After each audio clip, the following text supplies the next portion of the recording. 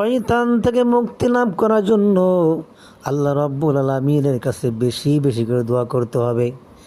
তার কারণ শয়তান মানুষের জন্য প্রকাশ্য দুশমন। আল্লাহ রাব্বুল আলামিন বলেন, ইন্নাশ শায়াতানা লিল ইনসানি আদুউম মুবিন। আল্লাহ রাব্বুল আলামিন বলেন, হে মানুষ, শয়তান তোমাদের জন্য প্রকাশ্য দুশমন, প্রকাশ্য শত্রু। এজন্য এই শয়তান থেকে বাঁচার জন্য আল্লাহ রাব্বুল আলামিনের কাছে 5 ওয়াক্ত নামাজ পড়ে পড়ে দোয়া করতে হবে। নামাজ ছাড়াও দোয়া করতে হবে।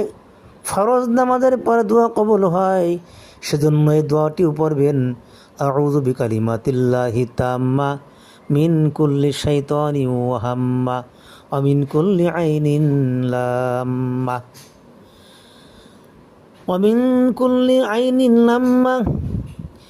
এই দোয়াটি 5 ওয়াক্ত নামাজের পরে পরে আল্লাহ রাব্বুল আলামিনের কাছে পড়ে পড়ে দোয়া করতে হবে।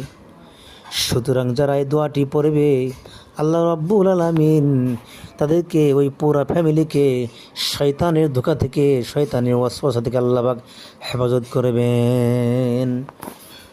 হযরত আব্দুল্লাহ ইবনে আব্বাস রাদিয়াল্লাহু তাআলা আনহু থেকে বর্ণিত রয়েছে, রাসূল করিম সাল্লাল্লাহু আলাইহি ওয়াসাল্লাম হযরত হাসান হুসাইনের জন্য এই দোয়াটি পড়তেন, জারফুক করতেন এবং আল্লাহর কাছে বেশি বেশি করে দোয়া করতেন।